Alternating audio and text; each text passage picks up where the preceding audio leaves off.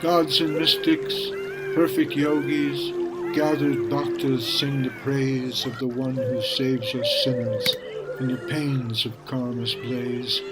He's the sea of mercy nectar that is Krishna's holy name. So I bow before Gauranga, gold and beauty, Lord of Prema. His aura outshines a million golden mirrors with its glow, while his fragrance makes the Parijata lotus pray. And lo, 100 million cupids drop their bows, and now they swoon as they pray before Gauranga, Lord of love, the golden moon. His fivefold avatar gave Krishna's name and holy prema, with his sangha, saints and weapons, entourage and closest friends. Every town and village dancing, singing, chanting Krishna name. So I bow before Gauranga, Lord of beauty, Lord of prema.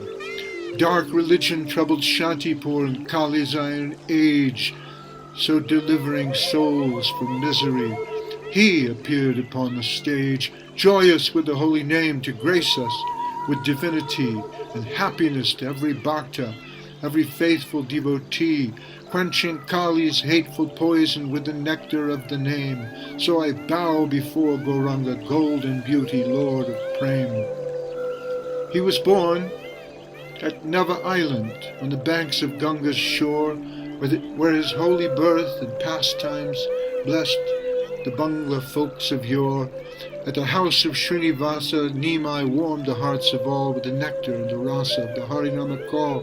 He adored his loving mother Sachi Devi with respect, and his father Mishra, learned and upright, beyond the least defect. And when older, Lakshmi Priya and Vishnu Priya were his wives, and Vishvambara Nimai was lord and husband of their lives. Let me sing, O Muse, please bless me, let me dignify his name. Let me sing of Lord Gauranga, golden beauty, Lord of prema. As the son of Sachi Devi, he played the tricks of boys in games with snakes and thieves. He even took away their toys. A genius in the study, mastered books and logic's memes, knew the scriptures in and out, and could argue with the deans. And when before his students he debated with the best, the wide world's greatest pundit was defeated with the rest. O Muse, give me the song, let me dignify his name. Let me sing of Lord Gauranga, golden beauty, Lord of prema. Various pots and pups his playthings, he toyed with snake and thief, and blessed pilgrims with his remnants. When he cried, his sole relief, the holy name of Krishna alone could pacify his soul. I sing of Lord Gauranga, whose form was molten gold. Among the young ones at the Ganga, Nimai flung himself in play, flirting double-tongued with virgin girls who giggled every day. His logic-juggling babble stunned the pundits and the boys. I sing of Sri Gauranga, golden lord of holy joys. As Nimai Pandit's name rang through the land, scholars admit that he cut all mumbo-jumbo with the razor of his wit, slashing arguments, reframing them, constructing them again. I sing his golden glories by his mercy with my pen. When the Digvijay composed a century of verse and rhyme, 100 Sanskrit hymns to Ganga Devi in record time, Nimai heard Kashmiri Pundit praising him with all respect. When he picked a verse from memory and discovered each defect in metaphor, alliteration, ornament, poetic sense, while in argument the poet vainly made a brave defense, yet his intellect was conquered, his argument had failed. Nimai Pandit's deeper intellect and logic had prevailed. So I sing of Sri Gauranga, may his mercy guide each word. I sing the eternal glories of Gauranga, golden Lord. His analysis of sutras and their syllables astounded, with a subtle view that showed in every datum, every sounded root and cell word in the Sanskrit dictionary, every phoneme, all the 7,000 matras, every word and every morpheme. So he found that every meaning only leads to Sri Hari, only Krishna and the energy of theistic divinity. Pundits scratched their heads in wonder. Minds went numb and tongues dumbfound. Sing of golden Sri Gauranga, sweet divinity unbound. Mind gives speech, which gives us meaning. Which comes first then, mind or speech? But where's cognition without language?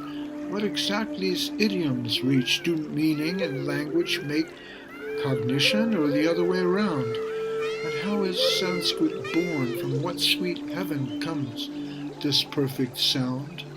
Bhartrhari and Panini write that consciousness comes first. From consciousness, cognition. From cognition, language bursts. This burst is known as spota, the theory spotavad. Nimai Pandit taught that spota has its origin in God. If language, mind, cognition, speech burst forth from conscious thought, thought springs forth from spirit. That's what our Nimai taught. Each spirit's but a ray of light, divinity the sun. Sri Krishna is the son of sons, the perfect holy one. Then all of language, living meaning, every word we write, subjectively evolved from Krishna's vision and his sight. As a volcano spewing lava, Sri Gauranga gave us prem, and so I sing his glories and vibrate his holy name.